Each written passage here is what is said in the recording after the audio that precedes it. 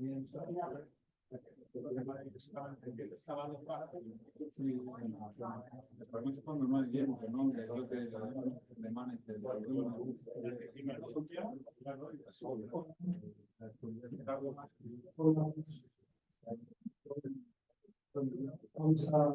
a intentar.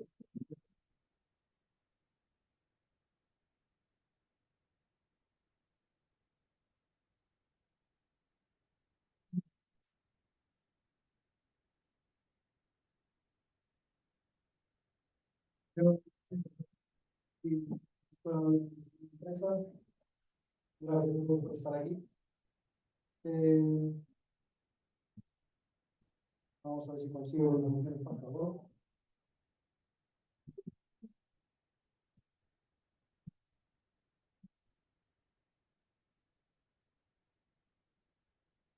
Para el va a hacer un fallo y queda ahí encantado de cada uno de ustedes.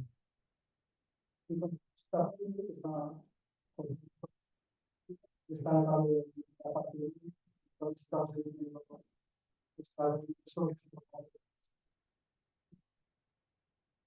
yo para hacer esta discusión tenemos un segundo punto que será el análisis cuantitativo de riesgos, entrega de proyectos de bien coste. Para esto contamos con la presencia de Manuel Carmona, que nos hablará de este análisis. Tenemos una parte de la comisión de cierre. Bueno, Manuel.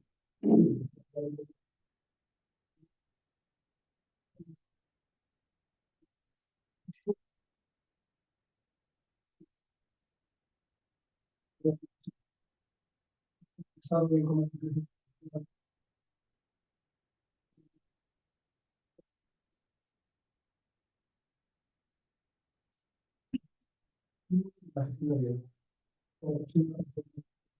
específicas impulsen el éxito. Hable de análisis cuantitativo de riesgos y debemos entregar los proyectos de tiempo y en coste. Cuando quieras, paso la cita, el libro.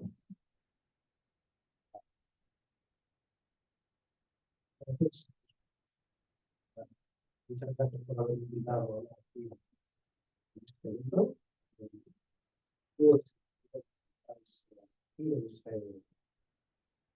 Esta ubicación. Bueno, luego cuál es mi experiencia, principalmente, pero vamos a hablar un poco de la parte de riesgos y concretamente de riesgos cuantitativos, análisis de riesgos cuantitativos. Creo que la mayoría de vosotros sois de la certificación PDP, y eso supongo que lo habéis estudiado cuando tenéis que pasar la certificación. Por el análisis de Monte Carlo, el análisis de sensibilidad, los gráficos formados, los árboles de decisión. Nos vamos a hablar de todo eso esta tarde. Voy a intentar ser entretenido, porque es un tema pues, que es, digamos, es donde une un poco la gestión y la dirección de proyectos con las matemáticas y la estadística. Pero creo que es muy interesante y además es muy útil para todos los que trabajamos en esta profesión.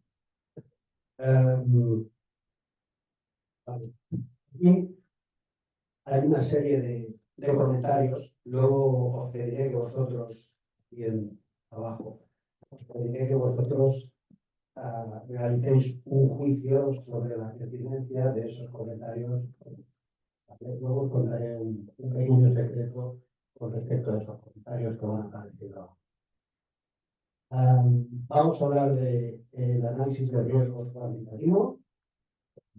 Voy a hacer varias maneras de tocar este tema, ¿no? O sea, está la parte de análisis o la evaluación económica de los proyectos, donde se puede hacer parte de los equipos financieros de la empresa, de la organización, o sea, la evaluación económica del proyecto, en cuanto sería un retorno económico, porque probabilidad de este retorno económico positivo.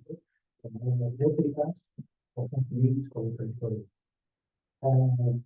Luego vamos a ver la parte de CSRA, que traducido del inglés es Constant Schedule Risk Analysis. O sea, análisis de riesgos de duraciones y costes.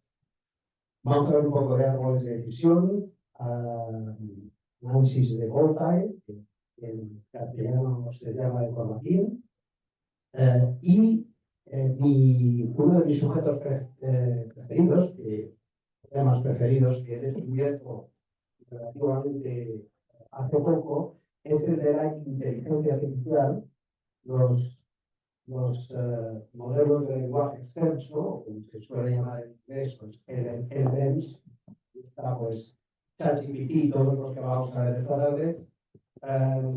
Desde hace unos meses me he dedicado a investigar cómo puede ayudar la inteligencia artificial al director de proyectos, ¿vale? Al gerente de proyectos, más concretamente la parte de riesgos y de riesgos cuantitativos. Porque es, digamos, el área donde yo trabajo, pues, a nivel profesional, con empresas y demás, ¿no? Entonces, bueno, yo, para contaros un poco mi experiencia, pues llevo 20 y tantos años ya trabajando en este campo. Tengo mi propia empresa de consultoría y, bueno, pues he dado cursos de esta temática en todo el mundo, ¿no? Cursos y sesiones de consultoría. Trabajamos sobre todo con modelos de simulación Monte Carlo, ¿vale? Análisis de sensibilidad, análisis de decisión, y implementamos también estrategias para una gestión de riesgos efectiva en las organizaciones. La verdad es que estén organizaciones, pueden ser empresas o organizaciones gubernamentales, ¿no? Que quieren implementar una política de gestión de riesgos, y análisis de riesgos cualitativo, etcétera, pues les ayudamos a eso. Y estoy probando la eficacia de las lentes bifocales. Porque la es un poco... Bueno, esto lo reconocéis vosotros perfectamente. Tenemos la parte de planificación de riesgos. Esto es un poco el programa.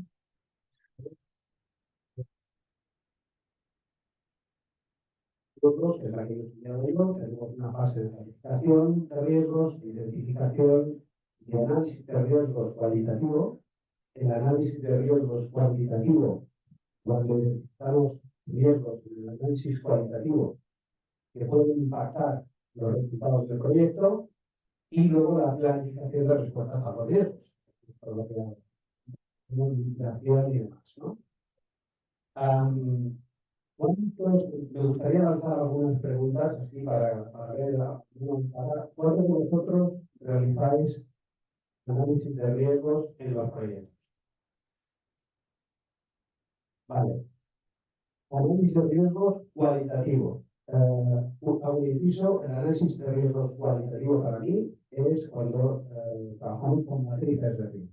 Si tenemos una matriz de riesgo, otra matriz de 3 colores, los riesgos de baja probabilidad, bajo impacto en la zona verde, probabilidad media de ocurrencia y impacto en la zona amarilla, y en la zona roja, los riesgos que tienen mucha probabilidad de ocurrencia y un alto impacto, ¿no? ¿Cuánto trabajáis con matriz?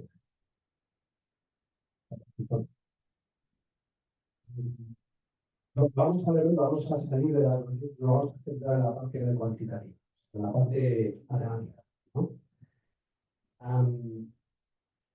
Una cosa que yo siempre explico o trato de transmitir en todas las organizaciones con las que trabajo es que el análisis de riesgos no es, por lo menos yo lo entiendo yo, ¿no? No es un ejercicio en sí mismo de decir, bueno, identifico riesgos, probabilidad de impacto, genero un reporte, lo paso a dirección y ya está. O sea, yo intento transmitir que esto, si se hace bien, es una herramienta esencial para tomar decisiones que den valor a las organizaciones, a las empresas, ¿vale? Luego daré un estudio de caso para que veáis un poco cómo lo. Es decir, ayuda a la toma de decisiones, ayuda al director financiero, ayuda a la empresa a que puedan tomar decisiones de mejor calidad. ¿Vale?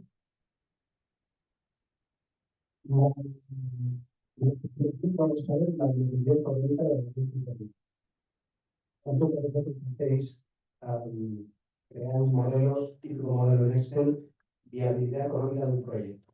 Es decir, en la fase de planificación, cuando estamos planificando, antes de arrancar el proyecto, hacemos un modelo económico para, en caso que estemos hablando de una empresa, si este proyecto va a tener un retorno económico positivo o negativo, ¿no? Un poco lo que se hace al principio. Entonces, vamos a ver esa. Se usan dos métricas principalmente, aunque también existen otras, que es el valor actual neto y la tasa externa de retorno. Bueno, generalmente se considera los proyectos, os he puesto un ejemplo ahí, hay una inversión, es la misma inversión para cada proyecto, tenemos un proyecto a 5 años, tenemos ingresos del primer periodo de 1.000 euros en el proyecto A y de 120.000 en el proyecto B, los costes en el primer periodo son de 80.000 en cada proyecto A y 100.000 en el proyecto B, el ratio anual de crecimiento de ingresos es del 4% en cada caso, así como el crecimiento de costes. ¿Qué proyecto es el que deberíamos financiar porque nos daría un mayor retorno, ¿no? Nosotros lo que queremos es financiar proyectos que nos dé el mayor retorno económico posible lo antes posible. Si usamos métricas, por ejemplo, el valor actual neto y el PIB. Bueno, esta es la forma determinista, es decir, cómo se suele hacer. Casi todas se pueden hacer así. En la hoja de cálculo que construiríamos en breve, es un modelo muy resumido, ¿de acuerdo?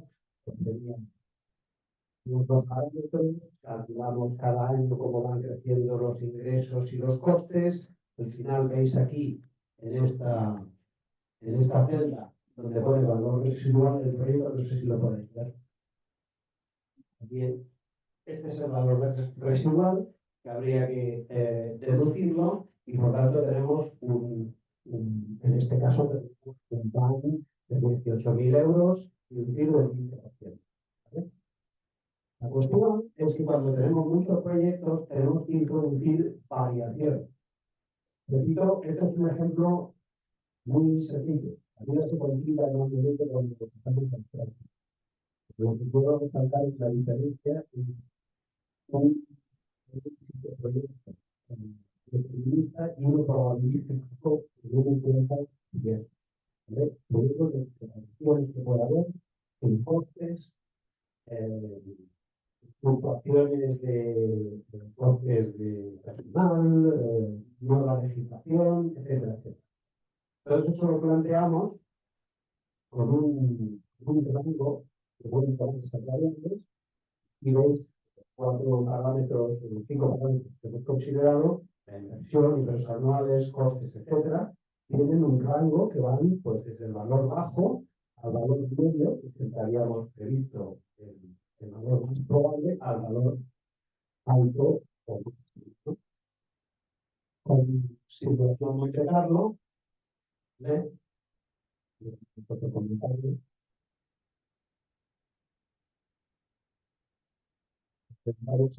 Monte Carlo,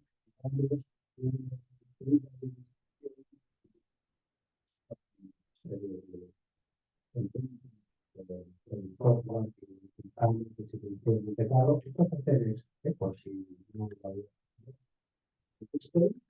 Donde vemos aquí pues, que la probabilidad de exceder un VAT de 24.000 euros, pues, casi 25.000, porque el proyecto A es de un 5% y en el proyecto B es de casi un 50%.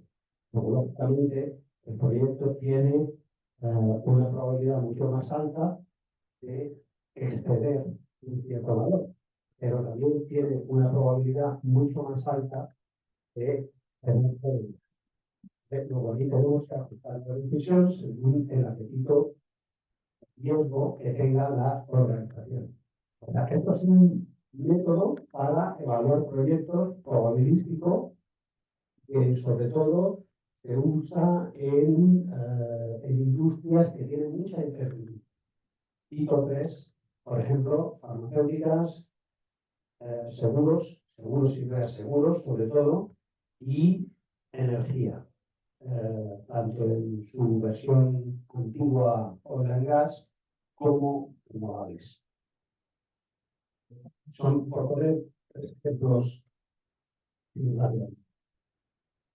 análisis probabilístico de costes y plazos. Esta es otra versión del análisis de riesgo utilizando métodos matemáticos.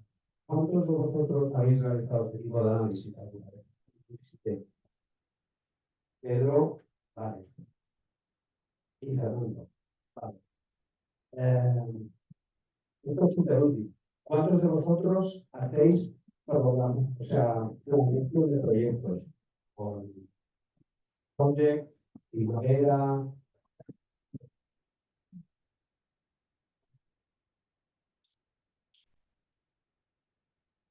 Esa, ¿eh? Entonces, es muy útil porque lo que permite es crear el cronograma del proyecto en el software de nuestra elección y luego podemos pasar digamos, un filtro de incertidumbre. Es decir, imaginaros un cronograma de un proyecto tan pequeño que definimos una duración para cada tarea, ¿verdad? La duración tarea A, 5 días, tarea B.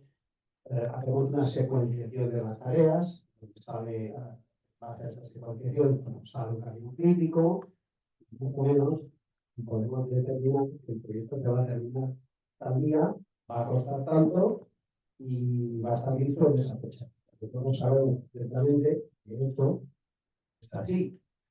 Hasta que cualquier tarea en el camino crítico dura más tiempo de lo previsto, por distintos tareas de complejidad de la propia tarea o eventos extremos de riesgo o externos de riesgo, pues ya se nos desbarata el cronograma y ya empieza a haber un decalaje de las tareas y se va alargando el proyecto.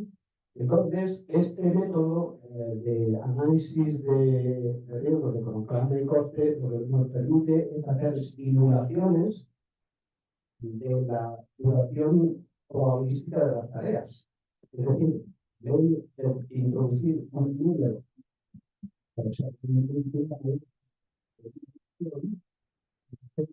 es de todo el proyecto, es decir, tenemos miles de escenarios posibles, entonces tenemos una distribución de la duración, del coste y de la fecha de entrega, en este caso. Este ejercicio realizado al principio del proyecto, en la fase de planeación, es muy útil porque nos permite, digamos, definir las expectativas con las partes interesadas, ya desde el principio. Es decir, ellos tienen una transparencia total sobre los riesgos que impacten en el proyecto. No puede hacer que ese proyecto se entregue tarde o que cueste más de lo que está en un principio planeado. Automáticamente,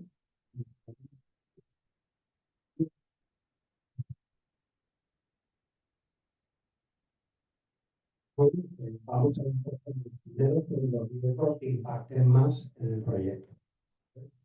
Probamos con un análisis agudo, un análisis de sensibilidad.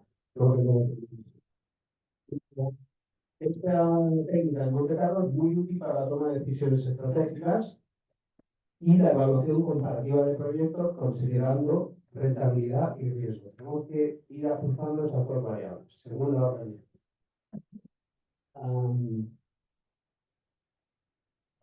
Nosotros,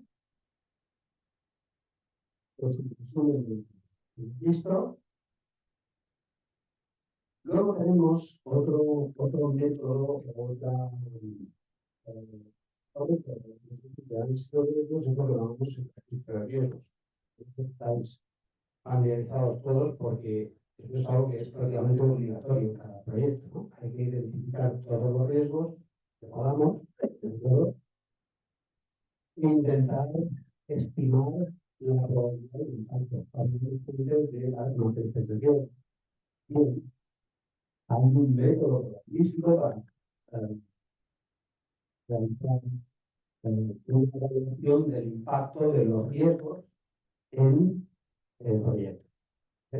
Y nos va a salir una curva de distribución, no voy a hablar mucho de curvas de distribución y todo eso, porque esto hay que hacerlo con el software, en un estudio de caso, tenemos que hacer una simulación, sacar todos los gráficos y tal. Voy a mostrar, digamos, la versión reducida, pero nos va a salir una curva tipo lo normal, donde va a haber una probabilidad muy alta de que el impacto de los riesgos sea bajo, por lo general, con una cola muy larga.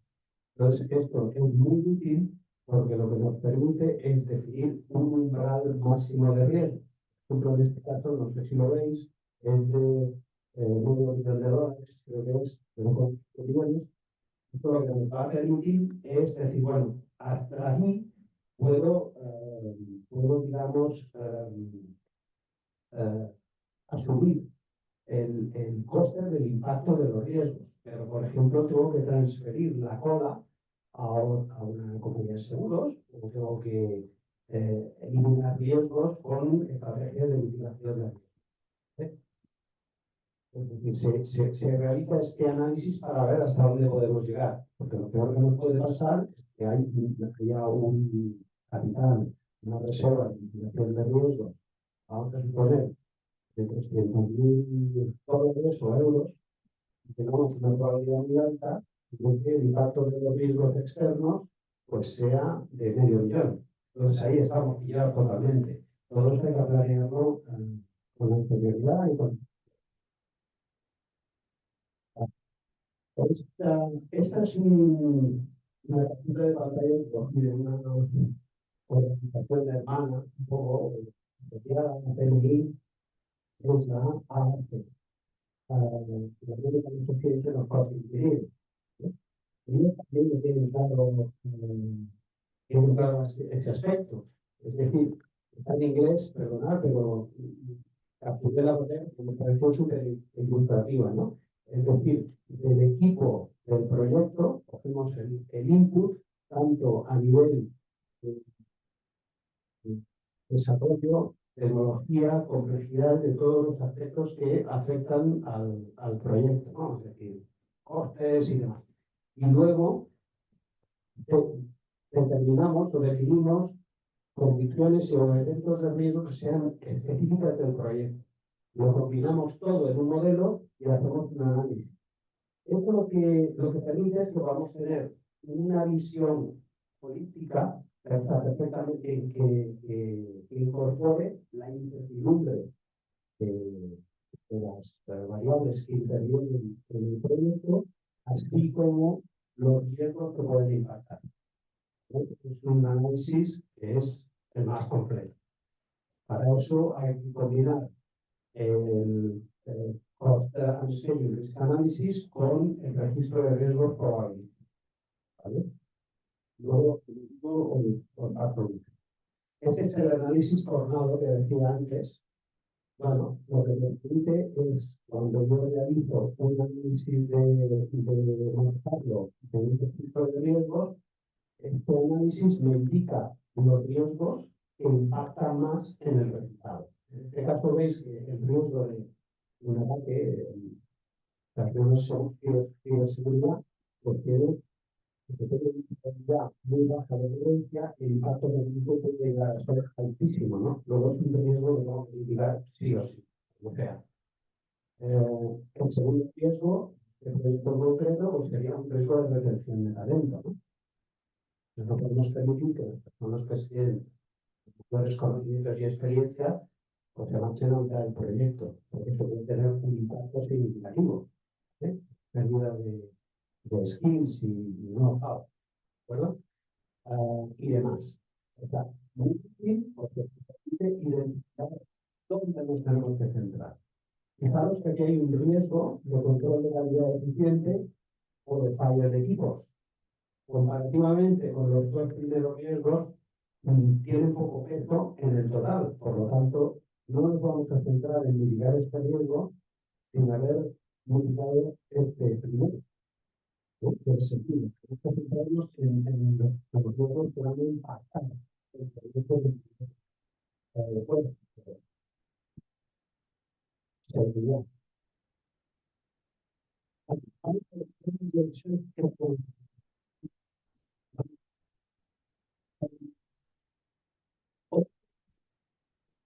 se utiliza mucho, sale del radio de Kelly,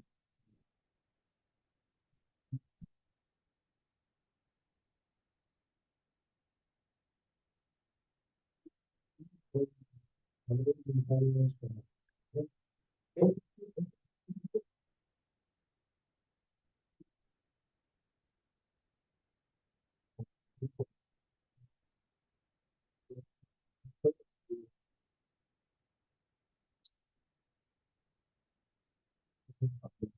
Por construcción o no sé, cualquier cosa que quieras hacer y no afecta tus principales a la empresa. Entonces aquí vamos a trabajar esto como como teoría de juego, porque tenemos que hacer estimaciones de valores. Por ejemplo, sabemos que el coste fijo de presentar la licitación serían $7.500, estimados. El costo de cumplir el contrato en caso de ganar la licitación serían 150.000 euros. Eso es lo que nos costaría realizar el trabajo y tenemos tres opciones. Podemos licitar a la baja, por el precio medio o un precio alto, ¿no? Luego, tenemos una probabilidad de que otras empresas compitan por el contrato, que es del 80%. Sabemos que va a haber competidores en un 80% de los casos. La probabilidad de que una oferta de un competidor sea menor que la nuestra es del 20, que sea más o menos al mismo nivel, un 40, y que sea entre la oferta media y alta un 30%. ¿Vale? O sea, esto de aquí tiene que sumar siempre, ¿vale? Las probabilidades sumadas de todos los casos, pues tiene que ser con 40 y 20, 60, 30, 90 y los demás. Y eso se modela con un árbol de predicción que yo considero bastante útil como herramienta de comunicación de riesgo y de impacto del valor económico de las decisiones. Es decir, podemos decidir licitar o abandonar el concurso. Si decidimos licitar, podemos ir a precio bajo, ¿vale? A precio medio, precio alto. Es decir, el coste, digamos, coste hundido o sunk cost que se suele llamar, sería el valor que no podemos recuperar ya, no perdamos. ¿Vale? Entonces, podemos ganar o perder, ponemos aquí las probabilidades que hemos puesto, ¿vale? Y aquí la probabilidad de que hagamos una oferta por debajo del competidor o por encima del competidor. Entonces, como digo, es muy útil para mapear el proceso de decisiones, para explicarlo y para que todo el mundo pueda intervenir, los que tenemos en nuestra organización de nuestra empresa, en discutir o en aportar valor acerca de si estos números están bien, si nuestra estimación ha sido correcta o si no ha sido correcta. Un poco, de la empresa y del mismo caso. El método Voltaire, ¿cuántos de vosotros conocíais el método Voltaire? ¿No? ¿Conocíais el método Voltaire? Es un poco una frontera entre el análisis cualitativo y cuantitativo de riesgo. Y es, yo tengo aquí un evento que es el que desencadena una consecuencia del proyecto. ¿Vale? Tenemos aquí orígenes de la amenaza, tenemos que listar cuáles son los orígenes de la amenaza en cada proyecto, y aquí tenemos que ir colocando controles de probabilidad de esa amenaza. Es decir, tenemos que reducir la probabilidad de que la amenaza se materialice y desencadene el evento. Una vez que el evento se ha desencadenado, por ejemplo, tenemos controles de consecuencia. Es decir, tratamos de reducir el impacto del evento, ¿vale? De manera, o sea, podemos poner para los controles, ¿no? Factores de aumento de la consecuencia, o sea, podemos ver y controles de consecuencia. De lo que se trata es de minimizar la probabilidad de que ocurra la amenaza que desencadene el evento y si se desencadena el evento de riesgo, tratar de reducir su impacto en el proyecto. O sea, esto es, se llama un gráfico de formación o company, y para ciertos eventos que pueden tener un cierto impacto en el proyecto, en los objetivos del proyecto, lo que tenemos que hacer es identificar aquí qué puede desencadenar esos eventos. ¿Vale? Por ejemplo, yo qué sé, estamos trabajando con una cierta materia prima, cierto contratista. Bueno, hay unos precios, unos costes, eso tenemos que empezar a mitigarlo ya, ¿vale? Y si, no obstante, podemos evitar que esto ocurra, tenemos que intentar poner barreras de mitigación, ¿no? Eso es un poco de idea.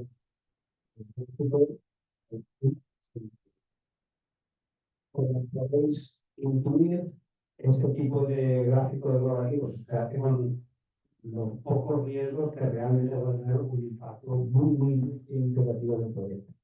Vale, ahora hablamos de mi tema favorito, que es la inteligencia artificial en la gestión de riesgos. ¿Cuántos de vosotros habéis usado modelos de inteligencia artificial?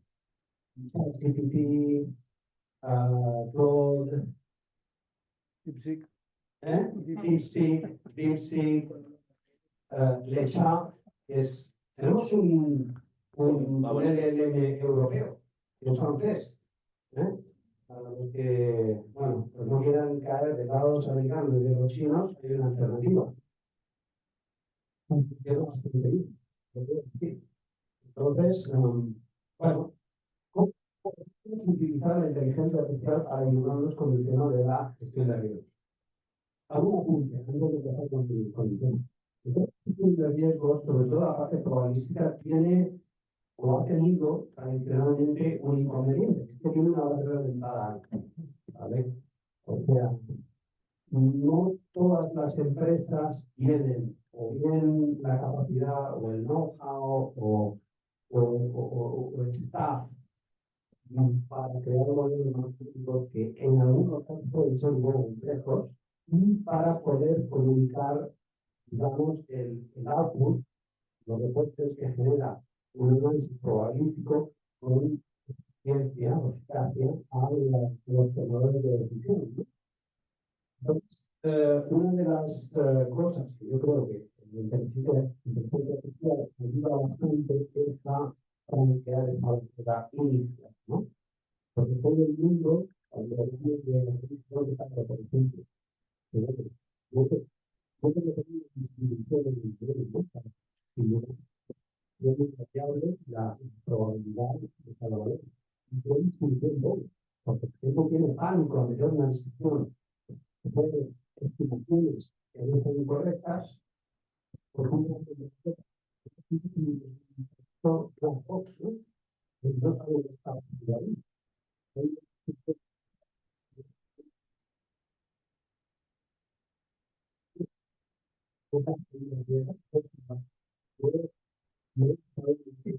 Esa inquietud para intentar utilizar la inteligencia artificial para franquear esa barrera, ¿no? Y facilitar bastante, digamos, que los usuarios o los gestores de proyectos pues, puedan utilizar análisis probabilistas. Lo usamos para análisis predictivo, identificación de patrones ocultos o automatización de procesos. Podemos utilizar inteligencia artificial para evaluación de riesgos financieros, operativos y de cumplimiento normativo. Todo esto lo veis en un estudio de caso que he hecho trabajo con un cliente. Así un poco veis cómo se aplica todo esto, ¿no? Reducción de incertidumbre, optimización de recursos y respuesta proactiva. Pero una de las particularidades de la inteligencia artificial de proyectos es que de momento trabajamos con los LLMs, ¿no? Los LLMs son muy inteligentes, pero necesitan mucho contexto. Necesitan crear o que les demos la información con prompts para aprender lo que es. Y los prompts hay que saber escribir muy, muy bien. Y no sabes escribir bien prompts, o no sabes, o no conoces bien el proceso de escritura de los prompts, la inteligencia artificial puede ser poco útil o incluso hasta peligrosa, ¿vale? No siempre lo digo, cuidado con cortar y pegar de la salida de los modelos de inteligencia artificial, porque es algo. Entonces,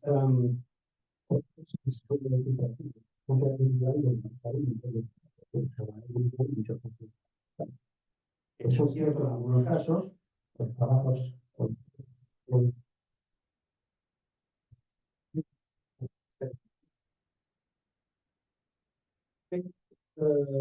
debemos entenderla como una herramienta que puede aumentar nuestras capacidades. Es decir, en las manos adecuadas nos convierte un poco en supermanes, ¿no? Porque, fijaros, las cosas que podemos hacer es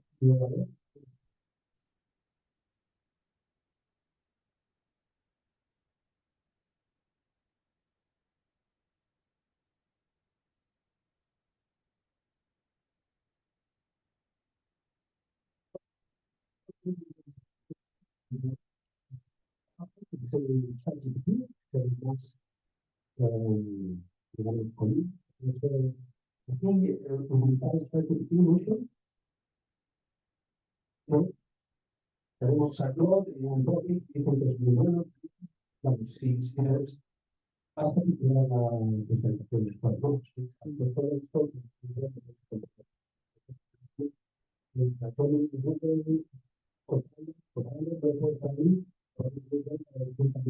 pero yo todavía no he conseguido sí, de China, no lo he visto. Supongo que en algunas cosas es mejor, en otras no tanto. O sea, no hay ninguno que sea superior a lo que hay, lo que es inteligencia artificial, a lo que sí. Hay algunos que son mejores en unas cosas y otros que son mejores en otras. Por eso, yo, la, ahí donde me aproximo a este programa es utilizar dos cosas. Y ver si la información que obtengo de todos es correcta. Por eso, está aquí y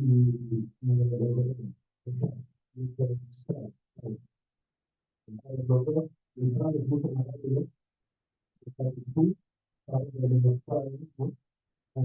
Pero el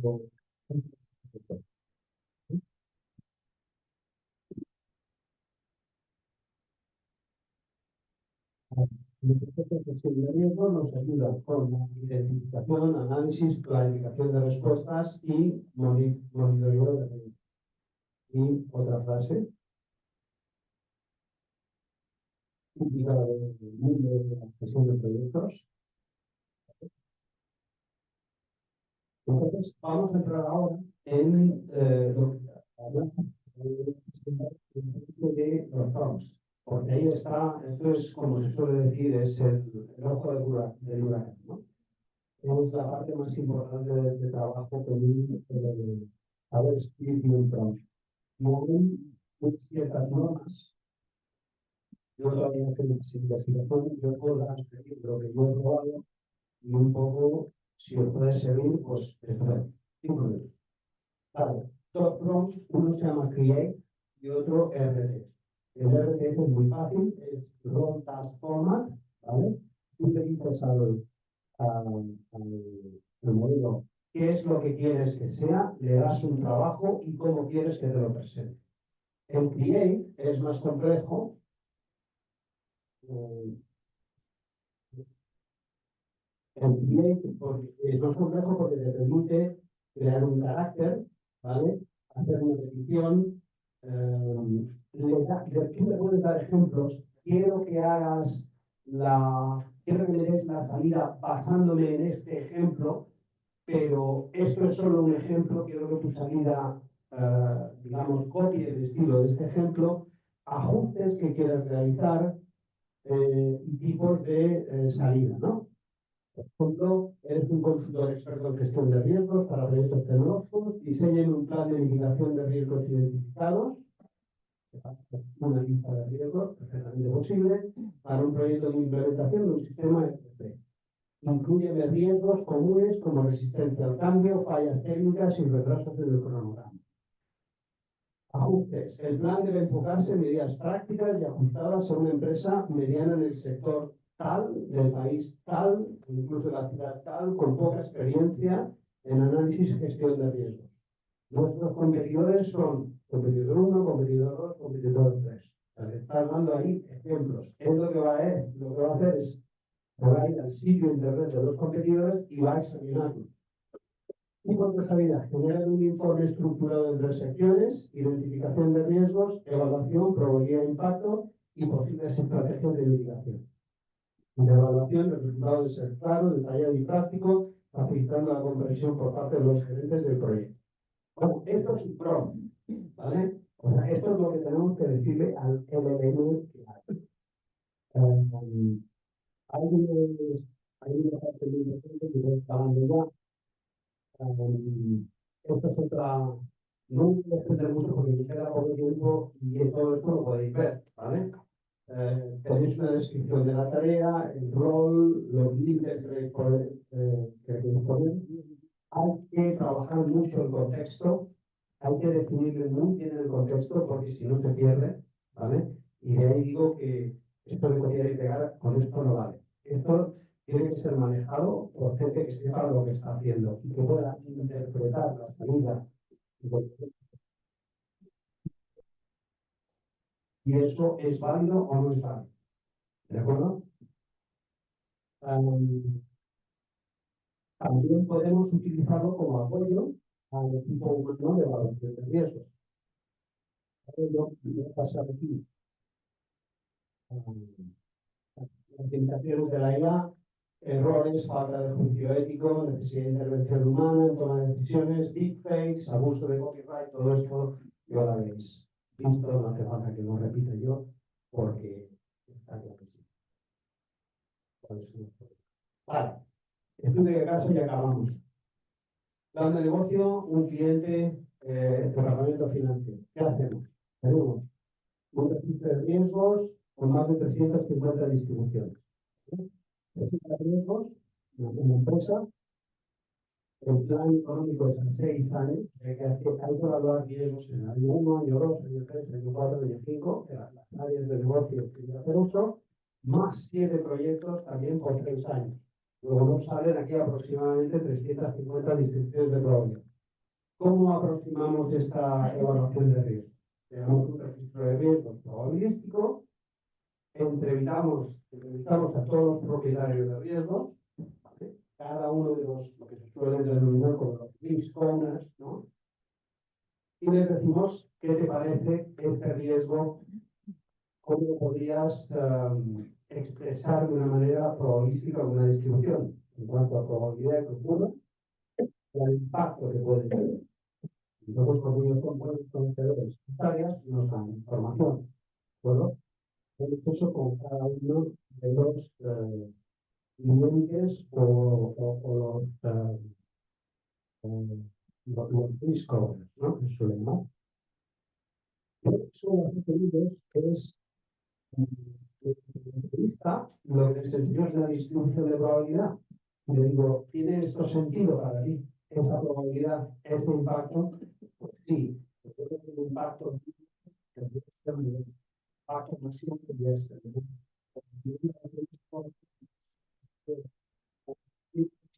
tan cercana porque a esto lo sé.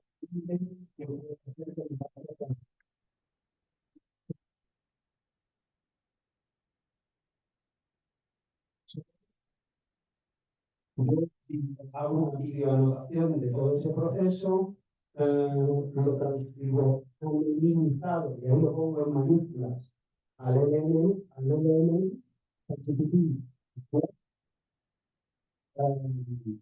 ¿Por qué anonimizado? Porque no queremos en ningún caso es que ninguna de esa información caiga o sea parte del proceso de entrenamiento del LM.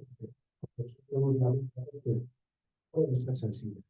Luego, y tienes que escribir esos prompts de manera que no se puede identificar de ninguna manera a nadie, ni el cliente, ni la empresa, ni el riesgo, ni nada, ¿vale? Y entonces, necesitamos la opinión de la y la comparamos con la de equipo. Y pues, que en la mayoría de los casos suele coincidir bastante la opinión del experto con la opinión del LLM.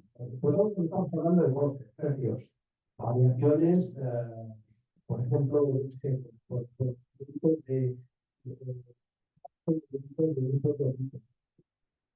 pero que hay discrepancia significativa, entonces ahí es donde metemos la lupa o el microscopio y empezamos a digamos, evaluar muy frecuentemente por qué hay esa discrepancia entre el LLM y el experto. Eso lo que nos permite ya sabemos es crear un modelo de registro de riesgos probabilístico que realmente refuerce y apoye a las opiniones de los expertos, de lo que se suele llamar el subject matter expert. ¿Vale? Lógicamente, esto unos resultados más útiles y creíbles para los tomadores de decisión.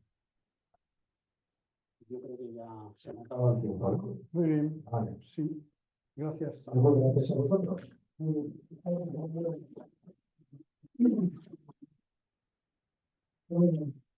Tenemos un turno de preguntas, no sé si alguien quiere preguntar. La haremos con ella, pero le voy a pasar el micrófono. Gracias, Luis. Muy interesante. Yo tenía una pregunta y un comentario. La pregunta es, cuando llegas a nivel del cronograma, que es una discusión que no llegamos a cerrar, que había varias opiniones entre el cliente, nosotros, y un consultor que tenía al cliente como para hacer cualquier de los riesgos. ¿A qué tamaño es manejable, o sea, qué tamaño de cronograma es manejable para hacer este tipo de análisis? Porque el cliente quería un cronograma completo de 1.500, 1.800 tareas. No parecía que eso, o sea, los best practices que veíamos y lo que decía la herramienta no iban por ahí, iban máximo 300, más bien 150, ir a tareas compiladas en vez de a, digamos, absolutamente el último detalle de la porque hay el tornillo. ¿Cuál es vuestra experiencia en ese área? Vale, la experiencia es que a este tipo de análisis nosotros le solemos llamar el 10K view, ¿vale? Es una visión satelital del proyecto, es decir, muy generalizada, no vamos mucho al detalle.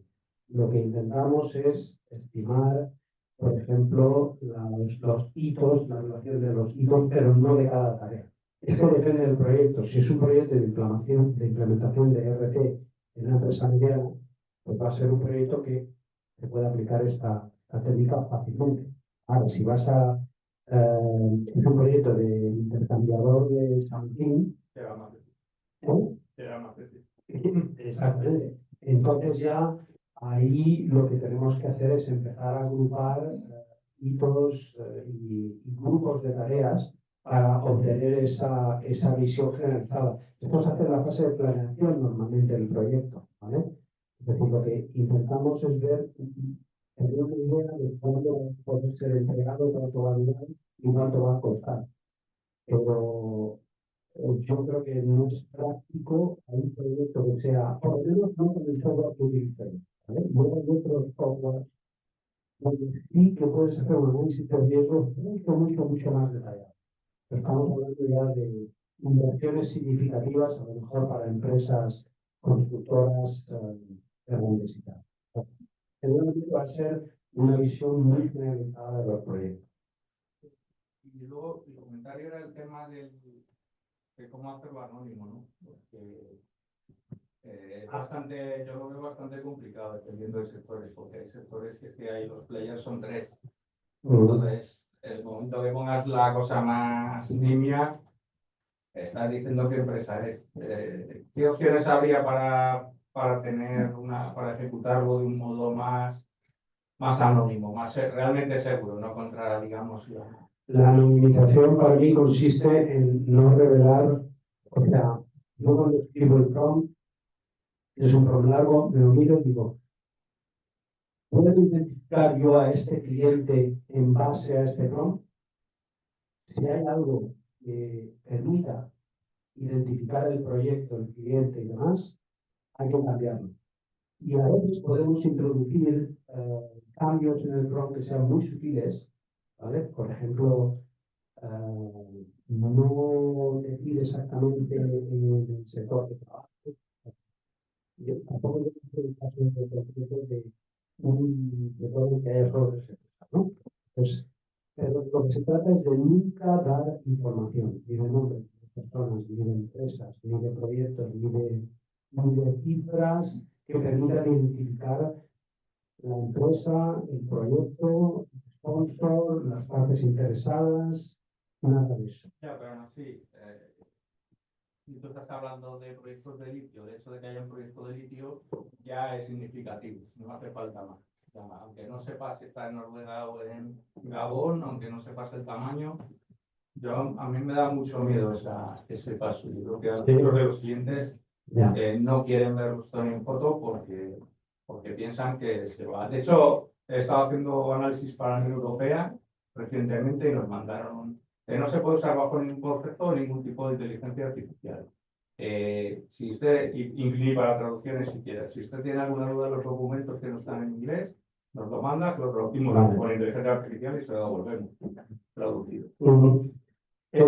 Bueno, yo creo, no te puedo decir, no te puedo dar una opinión de experto, pero yo creo que anonimizando bien los prompts y teniendo cuidado de no revelar información, sería muy difícil.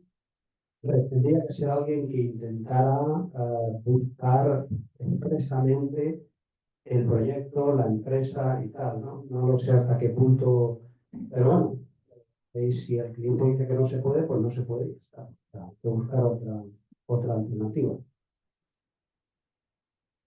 Bueno, digamos, yo quería hacer un comentario, ¿no? Sí. No sé si lo has añadido, bueno, hace por la charla ha sido buenísimo, me encantan los riesgos y además mucha inteligencia artificial. ¿No tienes metido tú en tu prompt o tienes la costumbre de meterlo como a la parte del prompt? Y también es una forma de segmentar tu prompt para que no identifiquen de qué estás hablando. O sea, tú puedes meter tu prompt continuo, por ejemplo, o por fases. Por fases. Por fases hacer y que te dé un análisis de una de las fases y te segmenta un poco, bueno, al final, pues, perfeccionas lo que te decía, analizas tú, haces el prompt y al final, pues, lo que te ha hecho.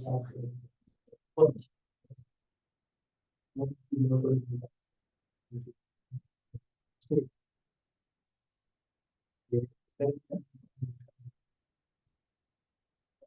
Es mejor si vas viviendo el prompt y vas teniendo, digamos, una postura conversacional con el explicas esta información, incluso le puedes decir, te puedes preguntar si tus institucionales o lo que asumes que es lo correcto, pues puedes establecer una conversación con el propio institución, antes de pasar de la información de manera que vayas resolviendo las tareas paso a paso.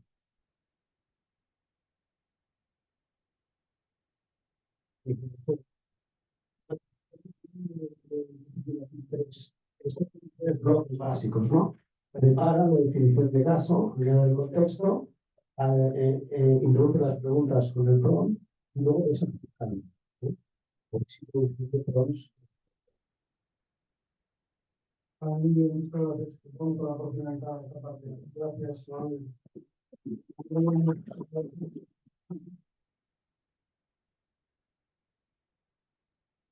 Vamos con la parte final, que será breve. Vamos a intentar cumplir el tiempo. Vamos a pasar un poquito, pero intentemos que sea algo. Bueno, como siempre, estos mensajes en los que decimos que buscamos voluntarios, mentores y ponentes, especialmente ponentes para estas cosas, contacto y claro. Bueno, están los libros presentados, se presenten, Sofía, Rey, Rocío, así, Rocío tiene dos presentaciones. Y sois tan amables, gracias.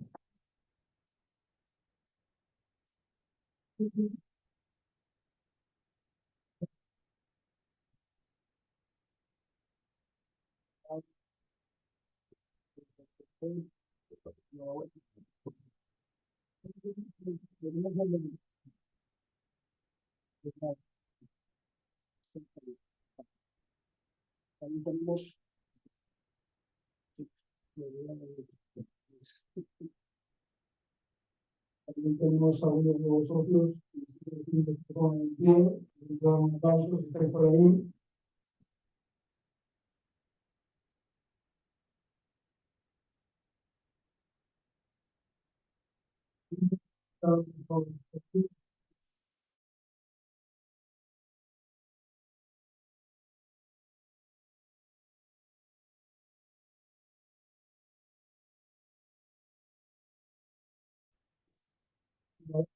Y el Jordi, que a lo mejor no es Jordi, bueno, yo creo.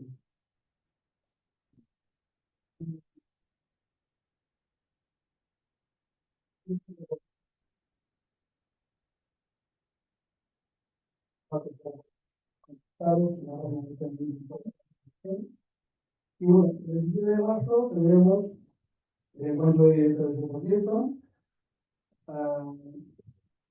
Y tenemos unas situaciones, digamos, para la gente de riesgo de presentarse a la junta directiva y a cuerpo de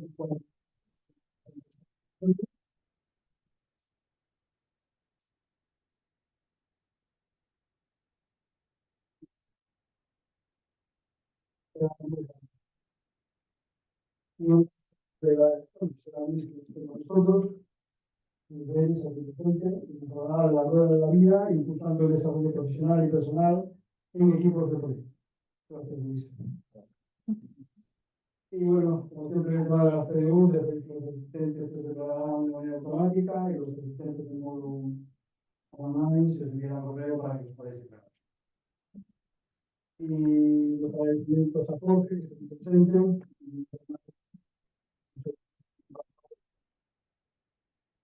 Y hoy, la parte de que toquita, y mucho agradecimiento a las partes.